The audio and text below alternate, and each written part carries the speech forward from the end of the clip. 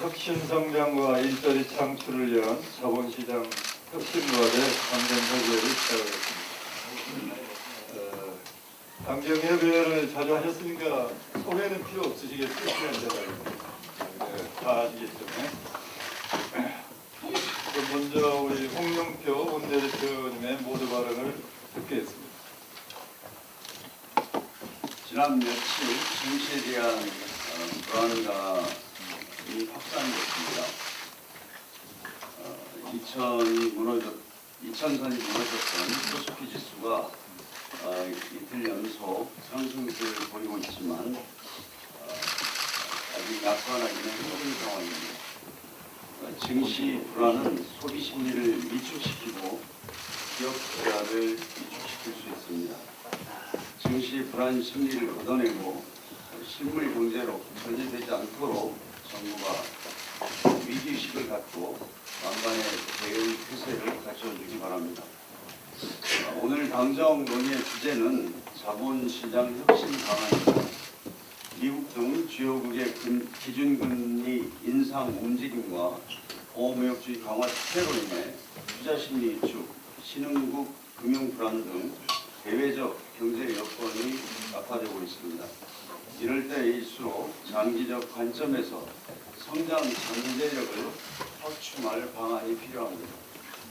특히 혁신 성장을 통해 벤처기업과 스타트업을 적극 지원해 우리 경제의 새로운 성장 동력을 키우는 데 노력이 요구되고 있습니다. 이를 위해서는 자본시장의 선도적 역할이 중요합니다. 벤처기업의 혁신 가능성을 알아보고 초기에 투자하는 모험 자본이 있어야 뛰어난 기술과 사업 아이디어도 빛을 볼 수 있습니다.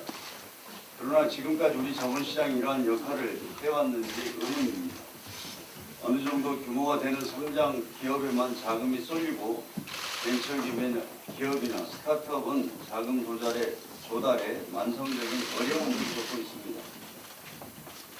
벤처캐피털이 자본시장에서 자금을 조달하기에는 제도적 문턱도 높습니다. 벤처캐피탈의 역할도 아직은 미미합니다. 국내 벤처캐피탈 기업 한 곳당 투자 금액은 평균 18억 정도로 미국의 11%, 중국의 7.5%에 그치고 있습니다. 유망한 비상장 기업, 벤처기업, 중소기업에 충분한 자금이 들어가도록 자본시장 제도 전반을 재설계할 필요가 있는 것입니다. 혁신 창업 기업들이 보다 쉽게 자금을 조달할 수 있도록 소액 공모 시스템과 사모채권 발행 시스템 등을 개편해야 합니다.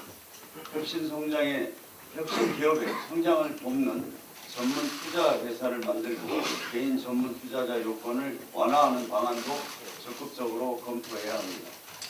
오늘 회의에서 자본시장이 혁신 벤처 중소기업의 젖줄 역할을 할 수 있도록 제도 개선 방안을 마련하겠습니다. 이번 대책이 혁신 성장과 일자리 창출에 주춧돌이 되기를 기대합니다. 우리 당은 이번 대책이 마련되면 조속히 시행될 수 있도록 관련 입법에 최선을 다하겠습니다. 네, 대표님 감사합니다. 다음으로 김태년 정책위의장님의 말씀 듣겠습니다. 우리나라 자산의 부동산 쏠림 현상이 여전합니다. 통계청과 한국은행이 지난 6월에 발표한 2017년 국민 대차 대조표에 따르면 우리나라 가계 자산의 구성은 부동산이 75%이고 금융자산이 25%입니다.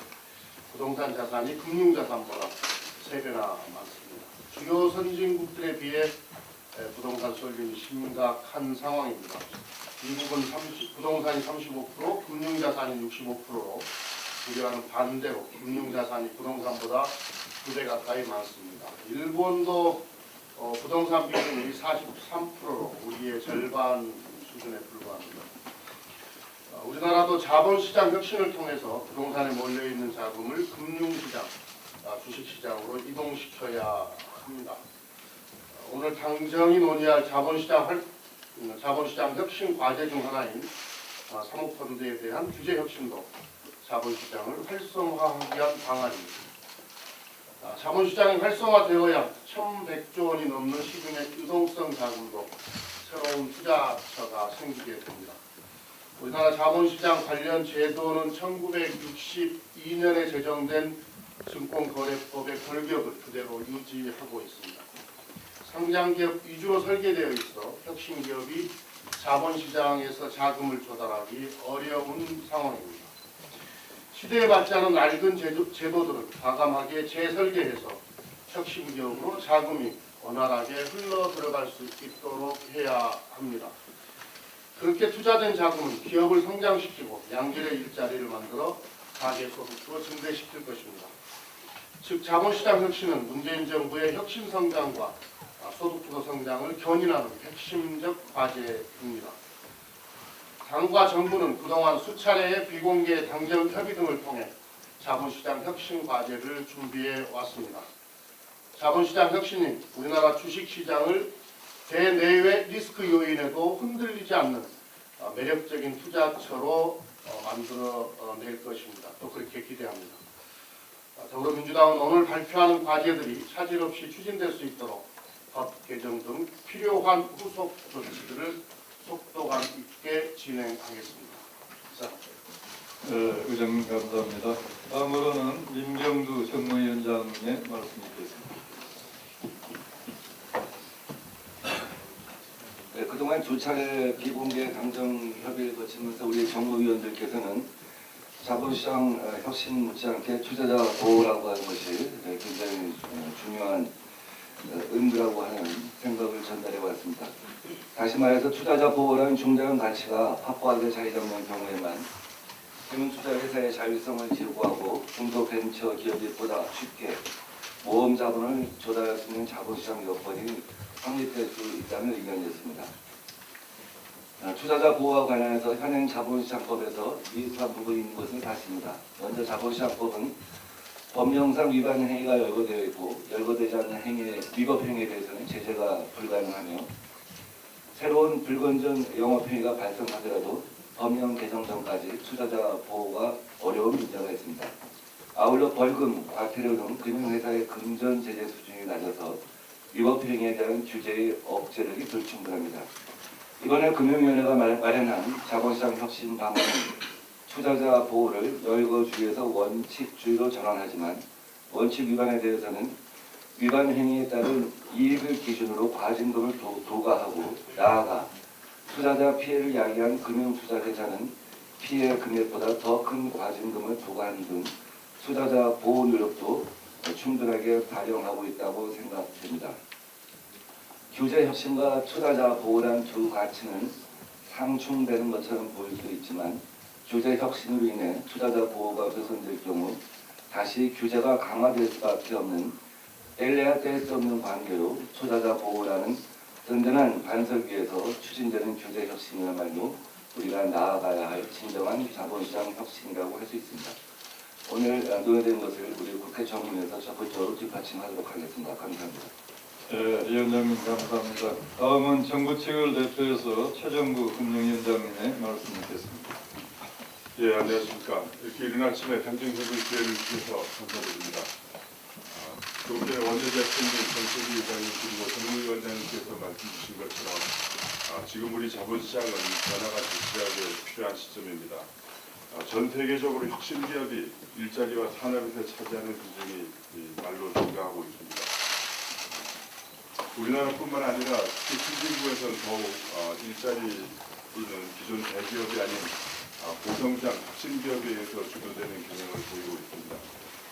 특히 미국과 중국 쪽에서는 자본시장을 통해서 성장한 유니콘 기업들이 교통이라든지 지급결제, 여행 등 여러 분야에서 글로벌 산업을 선도하고 있습니다. 기업가치 10억 달러가 넘는 비상장 기업을 지칭하는 이른바 유니콘 기업들이 전 세계에 240여 개가 넘습니다만 우리나라는 우리나라 기업은 세계에 3개밖에 없습니다. 그나마 또 이들 기업이 우리나라 자본이 아니라 외국 자본을 투자받아서 성장을 하고 있는 중입니다.